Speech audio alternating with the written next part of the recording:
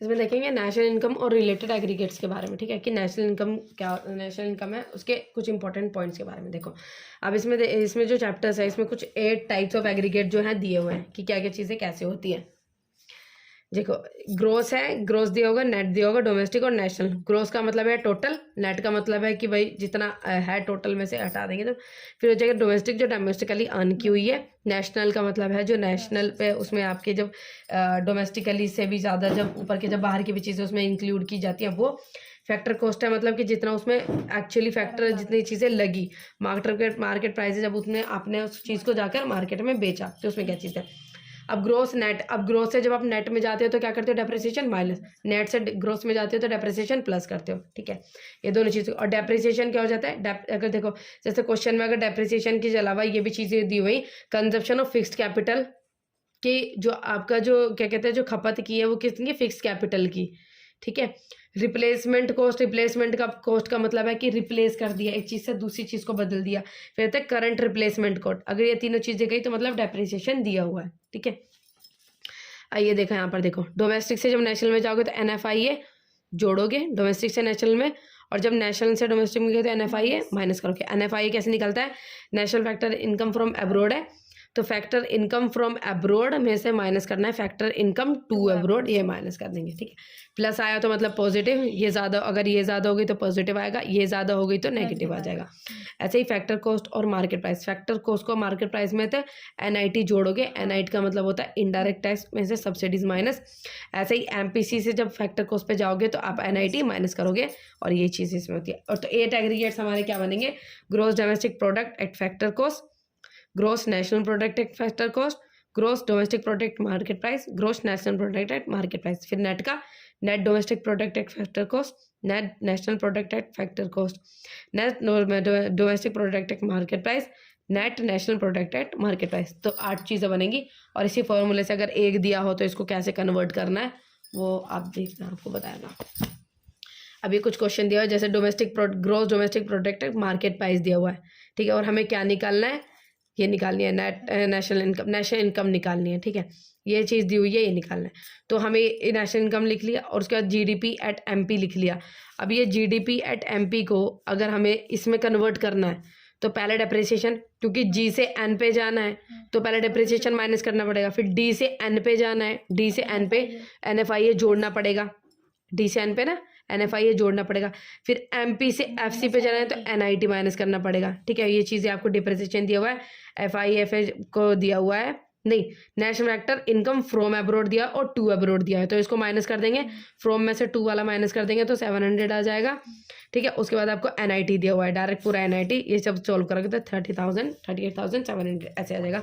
फिर ये कुछ क्वेश्चन है ये सॉल्व करने होंगे, ये चीज़ें हैं जिसमें NNP FC जब नेशनल इनकम 4,000 दिया हुआ है, GDP एट MP दिया हुआ है 5,000, NIT दिया हुआ है 500, NIT आपका दिया हुआ है NFIA दिया हुआ है 300, ये सॉल्व कर लेना। इसमें भी दूसरा क्वेश्चन है कि NIT जो दिया हुआ है आपको NIT आपको निकालना है, GNP at MP 7,000, NDP at FC आपको दिया हुआ है 6,200, नहीं 6,000 है ये। फिर तो कंजप्शन ऑफ फिक्स कैपिटल, जो कंजप्शन है, जो आप क्या कहते हैं स्थिर पूंजी की जो खपत कर रहे हो, जो कंजप्शन ऑफ फिक्स कैपिटल, ये 600 दिया हुआ है, और उसके बाद NFIA जो है वो -400, तो इसमें भी आपको NIT निकालना है, ठीक है। अब देखेंगे चैप्टर 4 में इसमें नेशनल इनकम, इसके 3 मैथड्स होते हैं नेशनल इनकम निकालने के, इनकम मेथड, एक्सपेंडिचर मेथड और value added method. Income method, income में हम सारी चीज़ें इंक्लूड करेंगे कि जितनी भी टोटल इनकम डोमेस्टिकली अर्न की हुई है। अब इसको NFIA में जो उसके नेशनल इनकम बनाने के लिए वो आपको पता है क्या करना होता है, NFIA जोड़ना होता है। ऐसे ही एक्सपेंडिचर मेथड से निकालेंगे, एक्सपेंडिचर मेथड में जितनी भी सारी टोटल इनकम खर्च की हुई है, और ऐसे फिर वैल्यू एडेड मेथड, ठीक है। अभी देखो नेशनल इनकम जो है, नेशनल इनकम मेथड से कैसे निकाल देंगे, तो इनकम मेथड आपका ये वाला है, इनकम मेथड ये रहा कि जब आप इनकम मेथड यूज़ करोगे तो आपका क्या निकलता है, NDP at FC domestic income निकलती है। इससे फिर आपको कन्वर्ट करनी होती है उसमें नेशनल इनकम में, तो आप NFIA जोड़ते हो, ठीक है। अब इसमें 3-4 चीज़ें होती है, 4-5 चीज़ होती है नेशनल इनकम निकालने के लिए। पहले प्रॉफिट निकालना है, प्रॉफिट में रेंट और रॉयल्टी जोड़ते हैं, रेंट और रॉयल्टी में इंटरेस्ट, उसके बाद मिक्स्ड इनकम जोड़ते हैं और उसमें कंजप्शन ऑफ एम्प्लॉयज जोड़ जाता है। प्रॉफिट में 3 चीज़ें आती है, डिविडेंड, रिटेन अर्निंग या फिर सेविंग्स बचत, फिर आता है कॉर्पोरेट टैक्स। 3 चीज़ें हो गई। रेंट और रॉयल्टी ऐसी रहेगा, इंटरेस्ट रहेगा, मिक्स्ड इनकम ऐसी रहेगा। सो उसके बाद कंजप्शन ऑफ एम्प्लॉयज में 3 चीज़ें आ जाती हैं, wage and salary in cash जो पैसे में मिली, wage and salary in kind जो कि किसी चीज़ के रूप में मिली, फिर employment contribution to the social security जो एम्प्लॉय जितना कॉन्ट्रीब्यूट करते हैं सोशल सिक्योरिटी में। या तो ये पूरा दिया जाएगा या इसमें से कोई 1-2 चीज़ें दी जाएंगी। अगर एक दिया है तो कोई दिक्कत नहीं, एक ऐसे लिख देना। अगर 1-2 चीज़ें हुई तो इनको जोड़ना पहले। अगर मानो काइंड्स में दिया हुआ है और ये कंजप्शन ये दिया हुआ है employees contribution to social security, तो इनको पहले जोड़ लेना, फिर सब निकलेगा। और इन तीनों को चीज़ों को मिला के अगर ये दिया हुआ है ऑपरेटिंग सरप्लस पूरा दिया हुआ है, तो इसका मतलब ये आपको प्रॉफिट, रेंट और इंटरेस्ट तीनों चीज़ें एक साथ दी हुई हैं। और अगर अलग से कुछ लिखा है तो उसको लेने की जरूरत नहीं है। अगर ये दिया हो तो, अगर ये दिया हो उसके बाद अलग से रेंट वगैरह दिया तो वो नहीं लेना, क्योंकि आपको पूरा टोटल मिला के ऑपरेटिंग सरप्लस दिया हुआ है। मतलब प्रॉफिट, रेंट और इंटरेस्ट जोड़ के आपका ऑपरेटिंग सरप्लस पूरा दिया हुआ है। ठीक है, हाँ। तो अब ये देखो, हाँ प्रचलन शेष। तो अब ये देखो कितनी चीज़ होती है इसमें, प्रॉफिट हो गया, रेंट रॉयल्टी हो गया, इंटरेस्ट हो गया, मिक्स्ड इनकम हो गया, उसके बाद consumption of employees, compensation of employee, expenditure method जितने भी खर्चा किया। अब एक्सपेंडिचर मेथड से हमारा क्या निकलता है, GDP एट MP निकलता है। अब इसको नेशनल इनकम में हम कन्वर्ट कर लेंगे। ठीक है, GDP एट MP इसमें निकलेगा। इसमें हमें 4 चीज़ें जो होती है, government final consumption expenditure, gross domestic capital formation, उसके बाद नेट एक्सपोर्ट, उसके बाद आते हैं private final consumption expenditure. Government final इसमें सरकार के द्वारा जो फाइनल जो सरकार ने खर्चा किया है वो आ जाता है इसमें। ग्रोस डोमेस्टिकली जो डोमेस्टिकली कैपिटल जो चीज़ें फॉर्म हुई उस पर जितना खर्चा हुआ है वो चीज़ें आ जाती हैं। नेट एक्सपोर्ट का मतलब हो जाता है जो इम्पोर्ट में आई है तो निर्यात माइनस हाँ वो चीज़ें। फिर प्राइवेट फाइनल कंजप्शन एक्सपेंडिचर का मतलब है जो प्राइवेट जो चीज़ें क्या कहते हैं खर्ची की हुई है। ठीक है, अब ग्रोस डोमेस्टिक कैपिटल फॉर्मेशन में 2 चीज़ें आ जाती हैं। अगर ग्रोस डोमेस्टिक कैपिटल फॉर्मेशन अगर वो फिक्स्ड दिया हो, स्थिर दिया हो, ठीक है, ग्रोस डोमेस्टिक अगर आपको फिक्स्ड दिया हो तो उसमें आप चेंज इन स्टॉक लिखोगे, चेंज इन स्टॉक जोड़ोगे। ठीक है, अगर ग्रोस जो आपको फिक्स्ड कैपिटल दिया हो, फिक्स्ड दिया हो, ग्रोस डोमेस्टिक कैपिटल फॉर्मेशन दिया है ये तो ठीक है, अगर ऐसे दिया हो तो ऐसे लिख देना। लेकिन अगर आपको ये फिक्स्ड दिया हो तो उसमें आप चेंज इन स्टॉक जोड़ोगे। चेंज इन स्टॉक कैसे होगा आपका, क्लोजिंग स्टॉक में से ओपनिंग स्टॉक माइनस कर दोगे। ठीक है, तो ये निकल जाएगा। तो ये इसका फॉर्मूला है। ठीक है, इसमें 4 चीज़ें थी, गवर्नमेंट का था, डोमेस्टिकली था, नेट एक्सपोर्ट था और प्राइवेट फाइनल कंजप्शन एक्सपेंडिचर।